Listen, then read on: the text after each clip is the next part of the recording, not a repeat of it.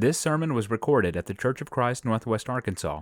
We are Christians seeking to worship God in spirit and in truth, according to the New Testament. Come worship with us Sunday mornings at 10:30 at 1708 Elm Springs Road in Springdale, Arkansas. Well, it's a blessing to be with you this morning. Looking forward to sharing some thoughts from the Scriptures with you this morning. I've been thinking about this particular lesson for quite some time, and trying to think about the best way to approach it, the best way to talk about these things, and finally settled on the theme of attention and distraction. I think that's a really important concept that the Scriptures constantly teach us and explains to us over and over again. God trying to direct our minds to focus on something and to not get distracted. And so really this effort, honestly, as I've thought about it, and the reason that I've thought so deeply about this is because it's an effort to understand for my own life, like what really matters, and be better at paying attention to those things that actually matter. Now, when you think about these terms, attention and distraction, you look at the definitions, you look at the root words, you look at the meanings behind them. Really, attention means your mind and actions are directed towards something. Whether it's just a mental thing, you're paying attention, you're focusing. Right now, hopefully, we're paying attention to the screen and the sermon. But things happen, and it pulls us away, right? There's things that happen, and that's a distraction. So distraction means that your mind and actions are now pulled in a different direction away from something. And so if you think about it moving towards and forward towards something, and just in relation to a direction that you're moving in, and distraction pulls you away. I think about the phrase or the verse that Jesus talks about. He says, "Keep your hand to the plow, and don't look back. If you look back, you're not fit for the kingdom." Why? Because if you have your hand to the plow, you're guiding the plow. That's the concept. And if you look back, you're now distracted, and you're going to be turning in a different direction and going off course. That's the idea. And so attention, moving towards something; distraction, you're moving away from that something. Now, for Christians, the tension between these two things is summarized really well, of course, by Jesus in Luke chapter 12. He says, "Seek not," and when you think of seeking, you're moving towards something. You're focused on it, you're paying attention to it, you're moving towards that, you're directing your mind and your actions towards a specific thing. He says, "Seek not what you shall eat or what you shall drink, neither be ye of doubtful mind." And in Matthew, the parallel verse, he says, "What you shall eat or what you shall drink, or wherewithal we shall be clothed." So the necessities of life. He says, don't seek after those things and be so focused on that. He's for all these things do the nations of the world seek after, and your Father knows that you have need of these things. But rather seek ye the kingdom of God, and these things shall be added to you.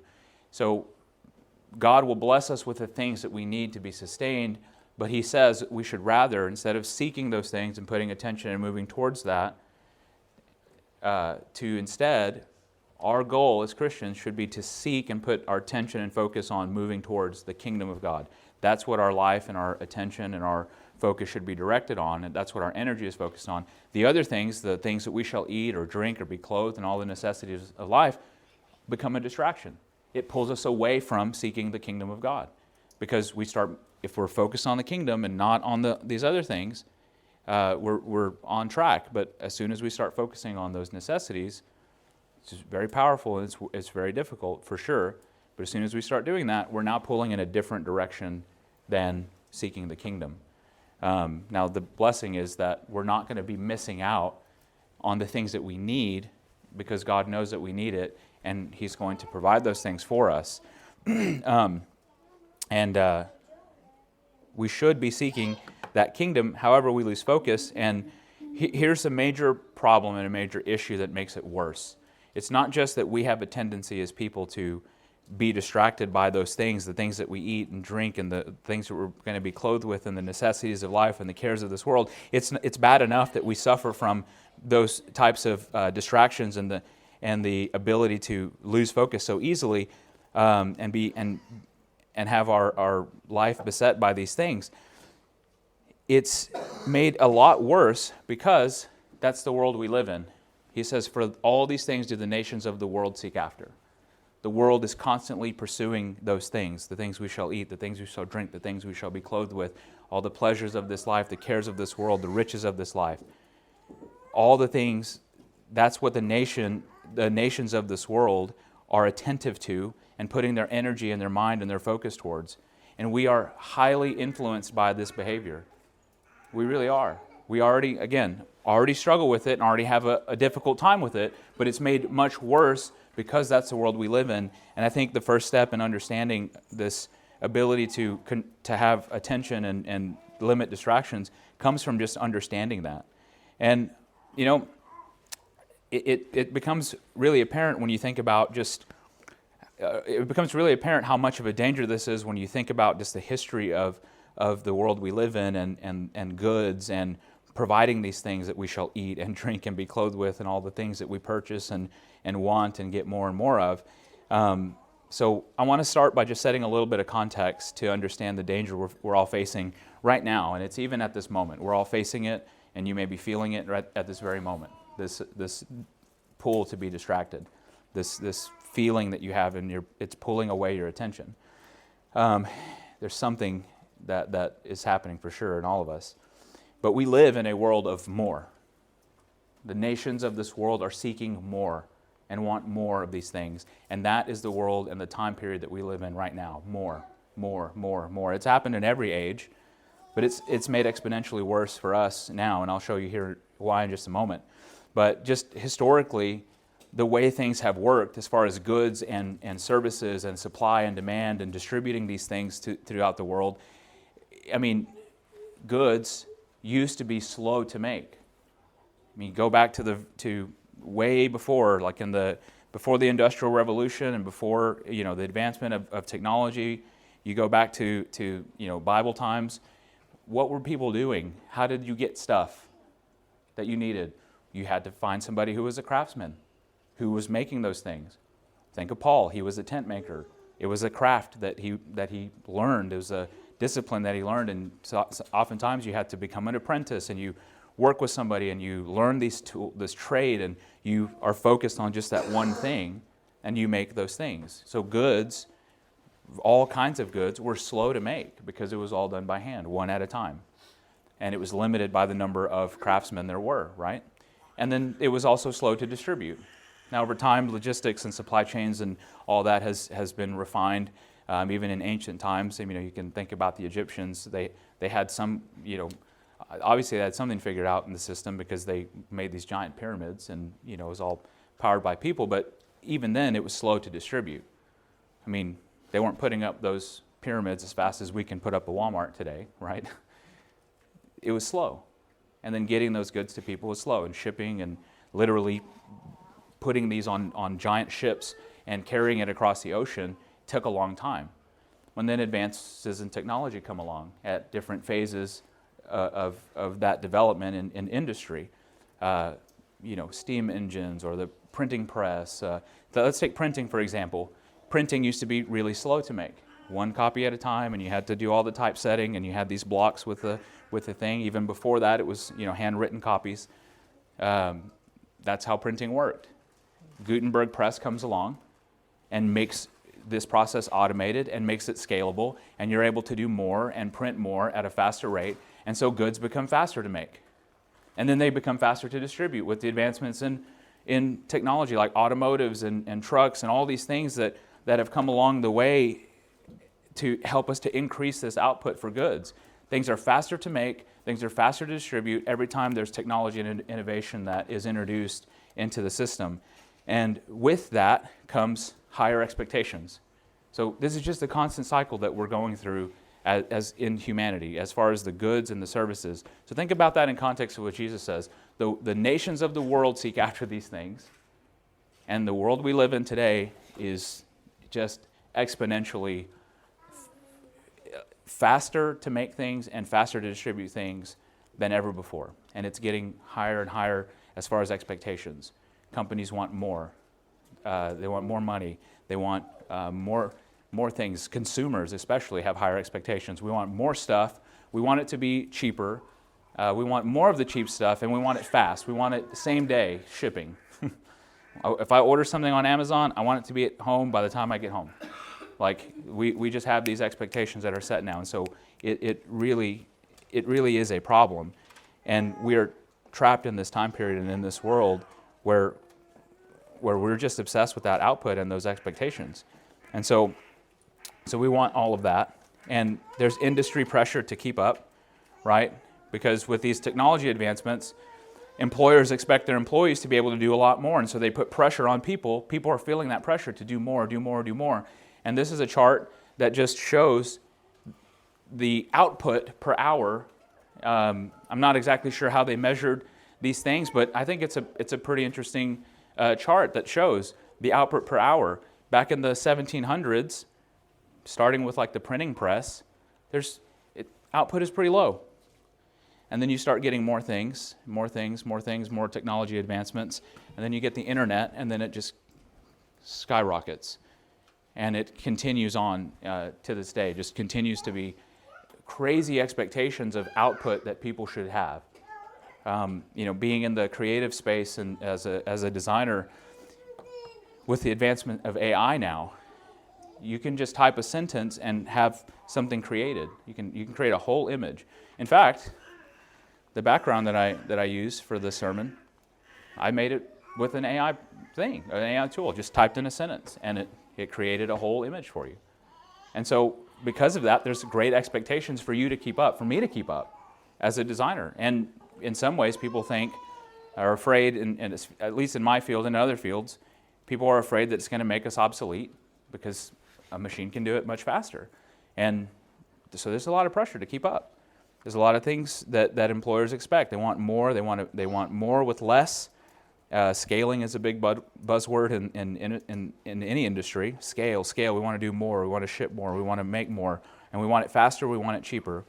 And individuals feel that pressure to keep up. And so think about just humans in general. We're feeling a ton of pressure to just keep up with everything that's going on. And this is the world that we are living in right now, all of us. There's high expectations, high pressure. There's a lot going on. Now, with that has come wealth. This red line is the GDP per capita. As industry advances, as technology happens, you see that the trend line is pretty similar. And so technology advancements, expectations advance, and income and GDP and wealth also advances. And so it's easy to see that we live in one of the most wealthy, prosperous times in history, in even recent history, looking at it from that perspective. And it's because of these technology advances. So there's been some positive things, but there's also some very negative things, and especially for Christians. It's very negative because we feel that pressure. It affects our lives. It influences us to be distracted and focus on those things. What shall we eat? What shall we be clothed with? What shall be... And now, it's not just those things. There's a lot more that's going on that are distractions for us. And I want to talk about the introduction of social media into this technological advancement. The iPhone wasn't... So the internet happened right here in the 90s. And then as far as broader access to the public, then the iPhone happened like 2007. It's when the iPhone was introduced. The first smartphone, a screen in your hand that you could access the internet with.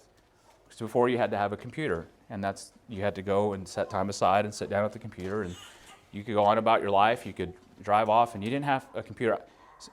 Surprisingly, I grew up in a house without internet access and a computer. And it was nice. And I didn't have a phone at all until I was 18. And even then, it was what we call now a dumb phone. And now I'm not so sure that it's that dumb. But a smartphone is introduced. It's capable of doing all these things, gives you access to the internet. It makes access easy and available for lots of people. And if you see the distribution charts of smartphone production, it's like in 2008, it was like 1.7 million per year, and then it goes up to trillions as time goes on, over the last 10 years or more. But when that happened, that made access to social media more broadly available. And I'm calling it social media, but just phones in general, screens in general.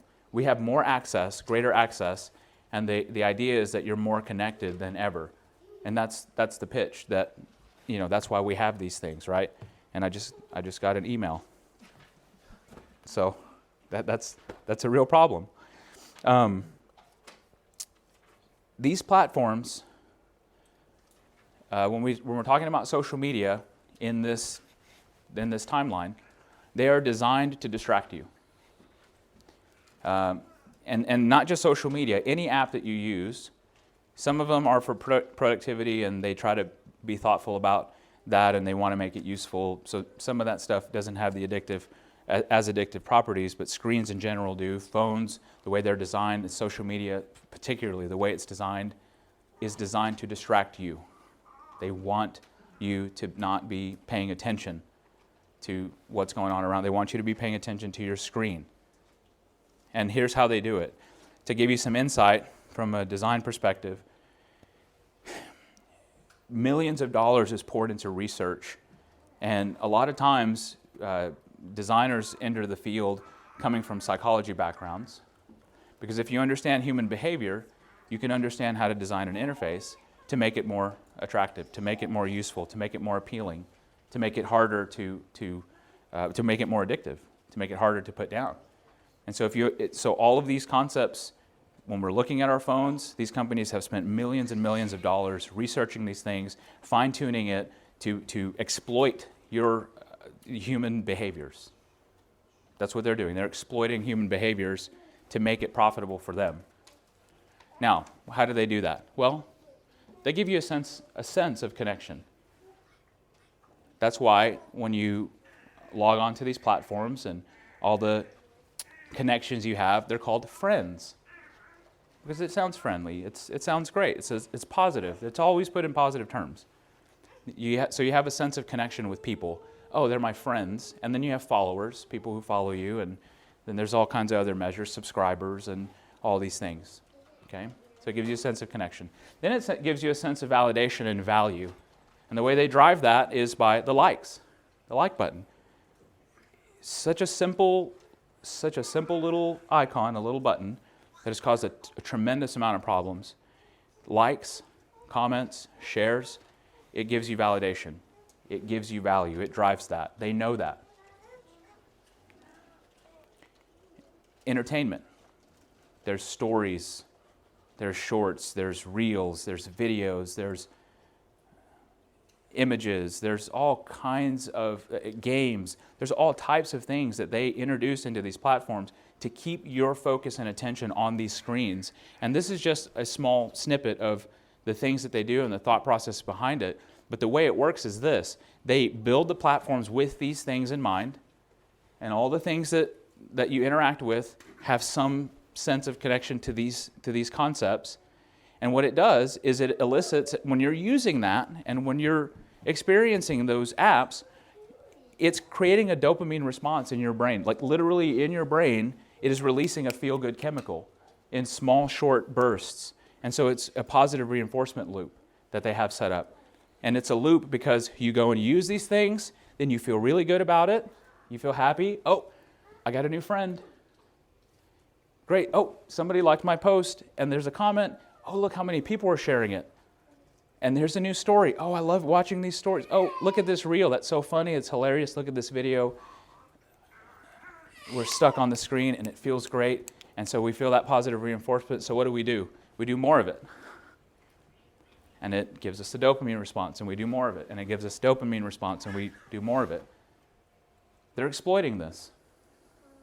All the phone designers and the app designers and all, they're exploiting this and keeping you in this loop because your attention is worth billions of dollars. It's driving an industry, an advertising industry. And the more your eyes are locked onto this screen, they call it impressions. When you run an ad, it's like how many impressions. That means how many times did it show up in somebody's screen. They measure their success by those kinds of numbers. Daily active users, monthly active users, weekly active users. And there's a reason that the tech world calls their customers users. And the drug industry does too, right? Because it's addictive, and it's a drug, and it's having similar chemical reactions in your body as as drugs are. And it feels good, and so we do it more and more and more, and we get addicted, and we can't put the screens down. And this is just a byproduct. And again, your attention is a commodity that they trade and they sell to advertisers, and that's exactly how social media is designed. And it's a product of this world that we live in that wants more and more and more and more. And we're stuck in this cycle. And Ecclesiastes 5 verse 10 rightly says, "He that loves silver will not be satisfied with silver, nor he that loveth abundance with increase. This is also vanity." Solomon gave himself over to pursue all kinds of pleasures, to find out everything under the sun, and at the end of the day, he realized and saw and said, you're not going to be happy chasing those things. It's not going to satisfy you the way you think it will. Pursuing more, and more is not going to fill the void that we're trying to fill. It's vanity. That's what Solomon said. And the effects of the culture that we're living in are devastating. I've got some more charts to show.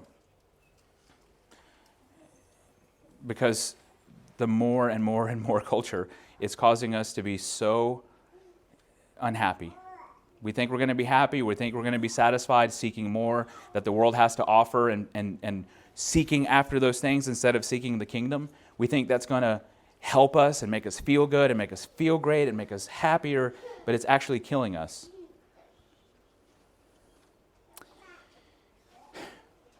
If you look at the depression rates, this is a percentage of the population with a major depressive episode between 2008 to 2020. Now it's relatively low. Remember, iPhone was introduced 2007, and then it just kind of explodes. I think there's a correlation. I'm not a data scientist, but I don't think it takes being a data scientist to see this correlation. The more access to technology we've had, the more pressure, the more technology advances, the more expectations there are. Look at the depression rates, depressive episodes that are happening. And these are the age groups. Orange line is 26 and older. The blue line is between ages 18 to 25. And look at the 12 through 17. Younger and younger generations are impacted by this, and it's devastating. So older people are impacted by it too, but particularly young people. Why? Because young people, they call it mobile native. That means you just grew up with the device in your hand. You don't even know any different. It's just a part of your life. And if I saw some other research and other data that shows in a survey of 13 to 17-year-olds that they just always had a device, and they check it every 5 minutes or less. So it's insane. It's devastating. Because what's happening in these age groups and younger people is they're stuck on these apps, they're stuck on the screens, and they're stuck on social media, and it's causing them to hate themselves and hate their lives. It's not satisfying them the way they think it is. This chart shows the percentage of teen girls between 2019 and 2021 experiencing suicidal thoughts and behaviors. And the numbers jump up from 2019 to 2021. And I'm sure there's other charts we could probably find that show a trend line that's similar. Teen girls in particular are vulnerable to this, but everyone is. Young boys, young girls, adults, we're all vulnerable to this. Now, I found some more information and more data that's interesting so that you know that I'm not just making these things up, that social media is detrimental. If you look at the company's own research, I'm going to show you a few charts from Instagram. And I'm not picking on Instagram because there's all kinds of apps. I'm just using them as an example because they're the ones who put their information out there publicly. So they know that it causes issues for teen girls. They know that the app does that. They make body issues worse for 1 in 3 teen girls. And there's all kinds of other issues that they're experiencing. Teen boys, anxiety, social comparison, sleep issues, FOMO. Body image is a huge issue, and fear of missing out from your social circles. These are the problems that are impacting young people in particular, but everybody who's using these apps. We get stuck on these things and then we start experiencing these problems, and there's a reason that these suicidal thoughts and behaviors and attempts are so high, among teen girls in particularly, because they're comparing themselves to all the other girls on the phone. And boys, when they're using it, are comparing themselves to all the other boys on the phone. And it's interesting because the boys tend to care. The research apparently shows that while young boys and men in general tend to have trouble with body image issues, it's more related to money and clothing and the way they look and that kind of stuff. So it's kind of interesting. But girls really suffer from that. So anxiety is through the roof. Eating disorders are through the roof. And they know that this is the problem. And this is how they bucket it into harm in 3 categories. Impact from comparing yourself to other people. All the influencers, you have to match that. Your popularity competitions, you have to look a certain way. It causes self-esteem, anxiety, and insecurity in people. They know that there's pressure from how you look, how you appear. You have to have a curated image. You have to present yourself in a certain way. Otherwise, you're going to be isolated, but it makes you feel isolated. It makes you adopt unhealthy habits. There's also impact from other people's behavior. Fear of missing out, bullying, people calling you names, people not liking your post, people unfollowing it. It makes you feel depressed when people don't like what you have, so then you feel isolated, you feel lonely, you feel depressed. These are 3 major buckets of problems that they know and they're aware of. And notice this, just the headline, the perfect image, like presenting yourself as a perfect person, feeling attractive, and having enough money are most likely to have started on Instagram of the group that they surveyed. It's most likely to have started with using the app. Now, here's the kicker. People experiencing these problems, they feel lonely, they want to hurt themselves, they can't be honest about their real lives, they always have to be on and always have to be happy, they have connections that aren't really their friends, don't have enough friends, they don't make enough money, they're not attractive, they're not good enough. When they're experiencing those feelings, where do they turn to make themselves feel better? Well, they're stuck in that dopamine loop, so they go right back to the app. This is the density chart. Really just notice the dark side of this over here. And maybe, no pun intended, but that's interesting. They use Instagram to take their mind off of the negative feelings that they're having and to distract from that experience. Suicidal and self-injury thoughts, body image, loneliness, social comparison, financial stress, work stress, family stress, sadness and depression, anxiety, sleep problems, problematic social media use, like addictive behaviors of social media, eating problems, fear of missing out. When they want to escape these things that are happening and these feelings they're experiencing, they turn right back to the app to distract themselves from that because they're stuck in the dopamine loop.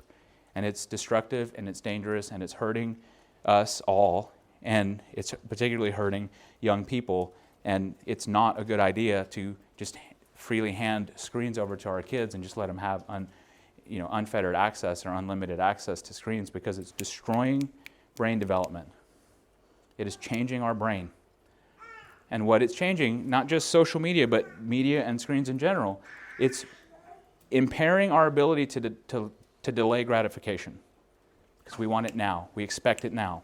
And if we don't get it now, we're going to be mad, we're going to be irritated, we just can't, control ourselves. That's the problem that is happening, and that's the world that we live in. And I know there's a lot of charts and a lot of information there, but I think it's important for us to realize that these are the issues going on, and now multiply that by the number of social media apps that we have installed on our phones, and the number of apps that we use on a daily basis, and the number of screens that are right in front of our faces on a daily basis. And it really, honestly, makes me think of the prodigal son. Because you think about it this way. He thought that the world had something something to offer him. He thought it had the connections and the friends, and he thought it had the ways to make him feel good, and it did. It did. But they just wanted to exploit him for his money. Right?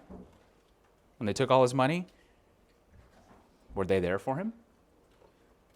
When the prodigal son was eating pig slop, he wasn't even eating. He just wished that he had the food that the pigs were eating.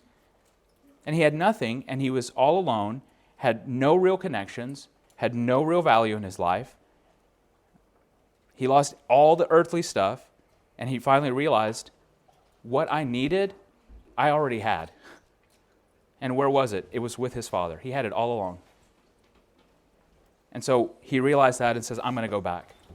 I've got to go back to the Father, because that's where I should have been in the first place. He should have been focused and seeking those things and being content and being happy and dwelling there with his Father.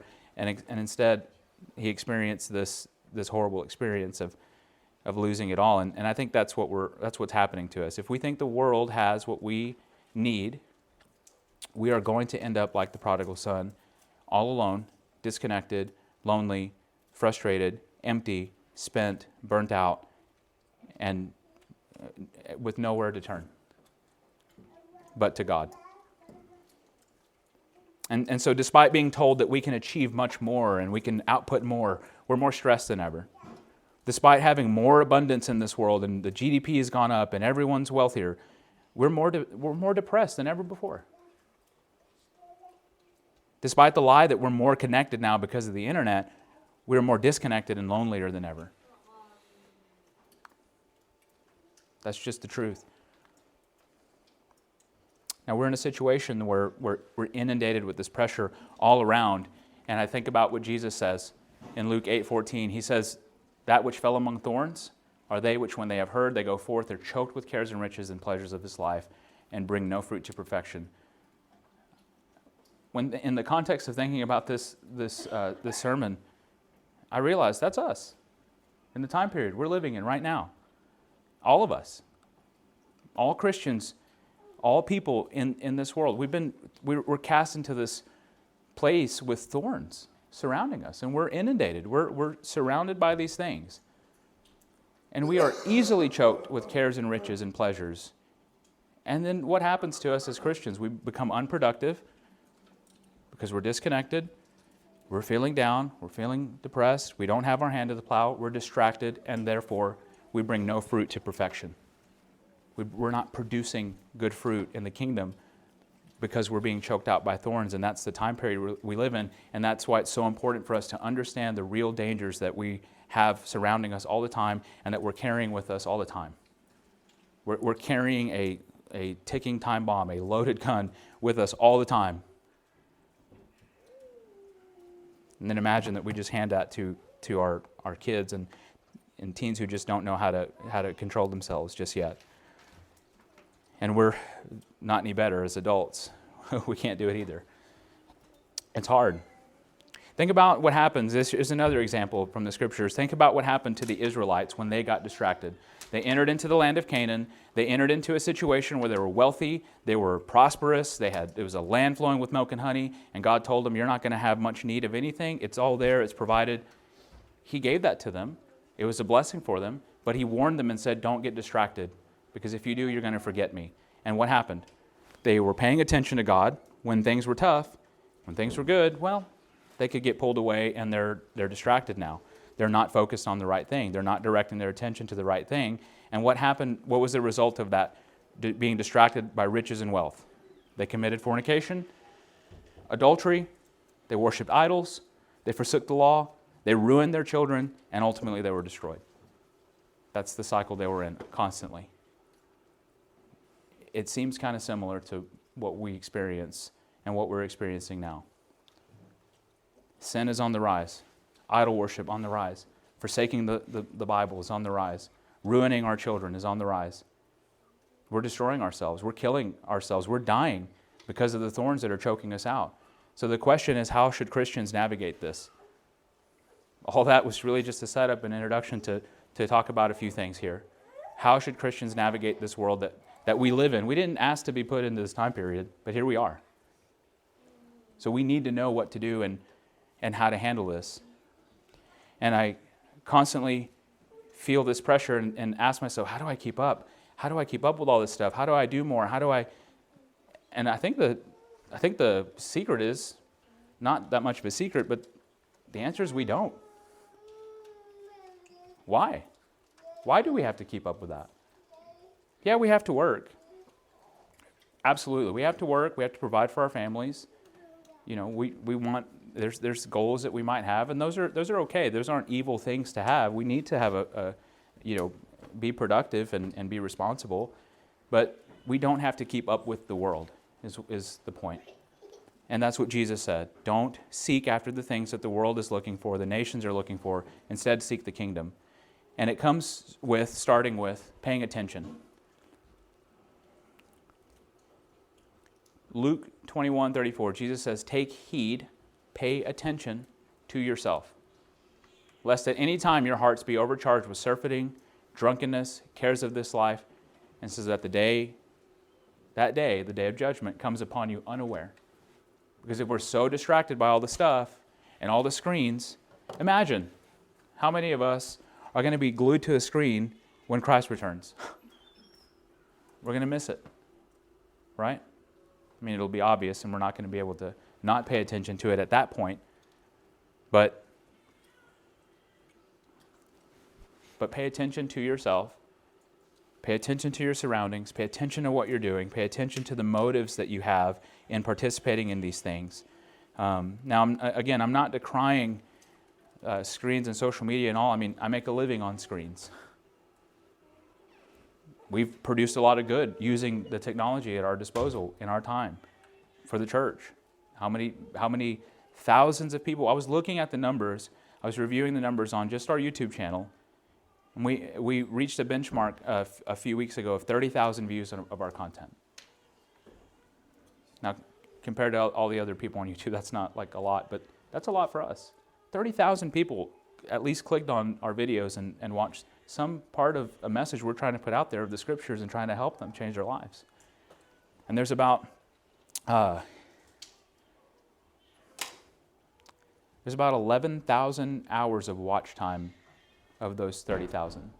So 11,000 hours spent watching the sermons that we're putting out there.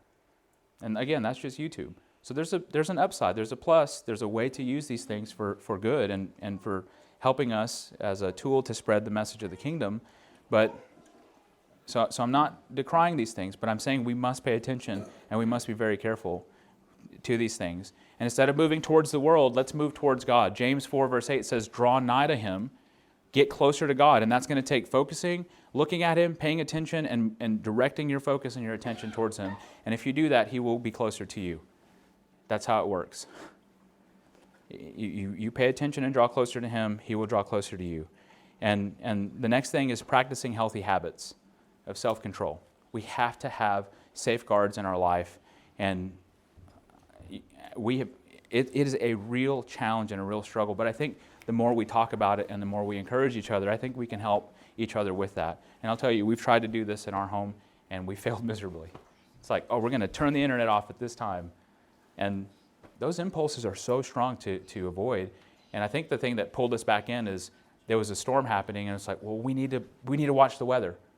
So we have to turn the internet back on. And then it just stayed on. So there's stuff that happens, and there's information that we might want or need that's convenient to have, but we need to be really careful and really mindful. And it's just going to take a tremendous amount of self-control. And that's something we have to develop and practice. And God tells us that all the time. We do have to practice that.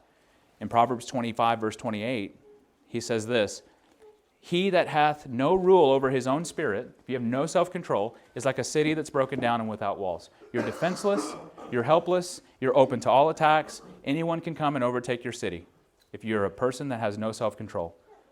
And so with the lack of self-control, Satan can just have his way with you. And he will, using the screens. We talked about the body image issues and all this stuff, but we didn't even touch the pornography issues and the epidemic of pornography that is happening because of phones and because of screens and because of access. It's terrible. And it's dangerous and it's destroying us. And if we don't have safeguards, we don't have healthy habits, we are going to be overtaken and broken down and overcome by these things. So we have to establish healthy habits and practice those things. There's a lot of ways and probably ideas that we could touch on and talk about, but for time's sake, we'll move on. Understand having healthy habits. Make an honest assessment of your usage. Make an honest assessment of your time spent, and then work on ways to try to limit that. It's incredibly difficult because of how addictive these things are and how much of these things become a habit, and we seek that dopamine. And here's another thing that happens because of that dopamine response. We get so much stimulation from our devices and our phones And we're so happy when we're looking at it. And when we put it down and engage in real life, it's awkward. It's uncomfortable. It's weird. This doesn't make me feel as happy. And so without even thinking about it, we compare and go, I really don't like being around people. I just want to be by myself. I want to be with my phone. I'm much more happy. I'm much more safe. And really the reason we feel that way is because it's just a habit that we've built over time without even thinking about it. So put down the phones, lean into the awkwardness, be with people. Those are just much better things because real life is going to be far better than the virtual connections and the virtual reality that we live in. Real life is far superior, even though it's not going to feel like that when we first start weaning ourselves off of these things. Thirdly, reinforce those habits with deeper mindset changes.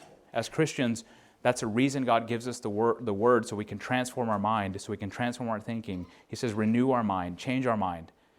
There's verses like this in Colossians 1:2 that tells us what our attention should be directed to. If you be risen with Christ, that means if you've been baptized into Christ and you've been raised up with Him in baptism, that's what he was talking about in chapter 2. He says, if that's the case, then seek those things which are above, where Christ sits on the right hand of God.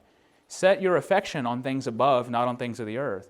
So our affection, the things we love, the things we value, the things we care about, we should love what has real value, and that is real life, not virtual reality, not a counterfeit for connections.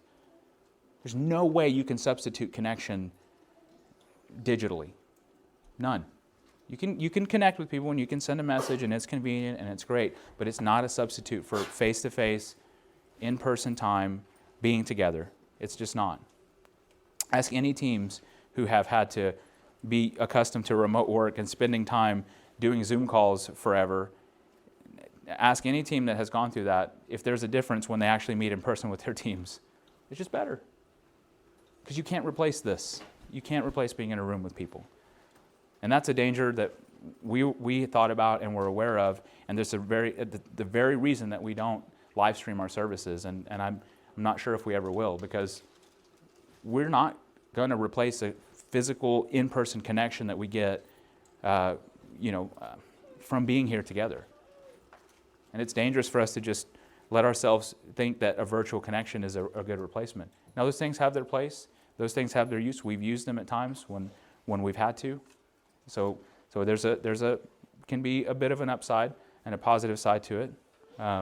However, it just can't be a replacement. We can't think that this is good enough and that's going to give us what we need, because it ultimately won't.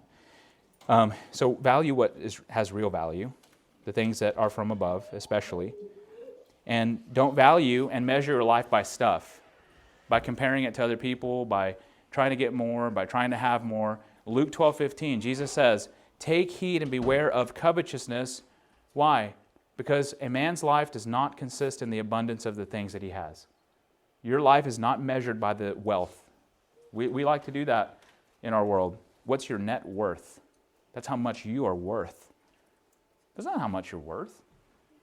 Your physical assets, your dollar value, your bank accounts, your income has zero to do with your worth.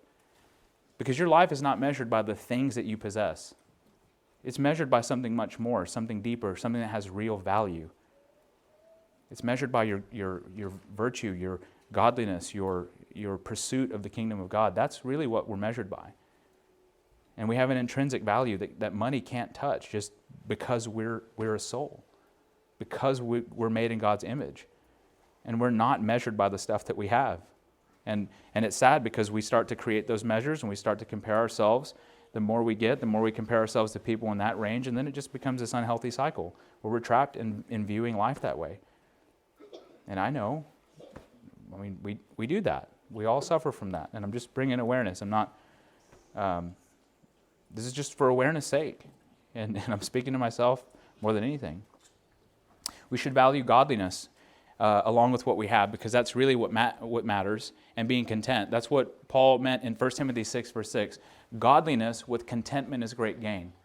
Sometimes we focus on the contentment and just say, well, be happy with what we have, and that's great gain. No. Be happy with what you have, great. But godliness is where it's at. That's the real value. Godliness with contentment is great gain. That's going to be far better. You're going to be way more satisfied. You're going to be happier, and it's not going to be easier. It's not going to magically make your life perfect, but it's going to make your life better, and you're going to have a great gain because of it. And one more thought that comes to mind is in this reinforcing these healthy habits and creating these positive, these types of feedback loops in our life, and engaging in these things and re-engaging in these things and getting value from that and breaking the cycle of screens and instead focusing on these real life things is seeking tranquility. Timothy was told in 1 Timothy 2 verse 2, he said to pray for kings and for all that are in authority. Now in the context, I think he's talking about persecutions and things that arise and getting ourselves involved. But I think there's a sense where it's like getting yourself way too involved in the politics of the day and the world and the cares of this life. He says instead pray that we might lead a quiet and peaceable life, tranquil, peaceful, in all godliness and honesty. That's what we need. We need to pray for godliness and honesty and quietness in our life. We don't need more. We need less. That's what we really need as Christians. We need less. And the way we can achieve that is by adopting, instead of a getting more mindset, is a giving more mindset. That's why Jesus said it's more blessed to give than to receive, right? And then another thing, a fourth thing, is, I don't have a verse for this, but it's important that you surround yourself with real people in the church. Not just purely virtual connections. Now, again, I'm not decrying those things. Those things have been useful. Those things can be helpful. We can send quick messages and we can, support each other quickly, all that kind of stuff. But make effort intentionally to surround yourself with real people in the church and get value from being a part of the body and physically present as part of the body. I can't have my hand be part of my body if it was cut off and I just said, oh, there's a connection. And I just lied to myself and there was a virtual connection between my hand and my body. That doesn't exist. That can't happen. And instead what will happen is that slowly over time, the hand will be deceived thinking, yeah, I'm connected to the body, but it's shriveling up and dying and withering away because it's not getting what it really needs. And that will happen to us if we are not connected with real people and we're just depending on virtual connections. So be connected with real Christians in your life and surround yourself with that, because that's just another way to reinforce the things of real value. And lastly, I think it's fundamental that we understand that, yes, we do need to work, but we need to remember our purpose and the real reason that we are in this world. It doesn't matter what time period we live in. The truth is the truth. Solomon said to seek the Lord, to obey His commandments. That was the whole duty of man. And in Colossians 3, verse 23, he says, whatsoever you do, do it heartily as to the Lord and not to men, knowing that of the Lord you will receive the reward of inheritance, for you serve the Lord Christ. If we remember and center our lives around this and make that the foundation of life, that we are in this world with a purpose, we are Christians, we are here to serve the Lord, we are here to help other people in that pursuit, not to be distracted by the things that we'll eat and drink and the things that we'll wear and the possessions of this life. And if we keep ourselves fixed on that, our attention and our mind and our body will be focused on moving in this direction, seeking the kingdom. We'll have what we need. God promises that. We'll have what we need. But if we do that, we will be seeking the kingdom and not distracted and being pulled away from the kingdom.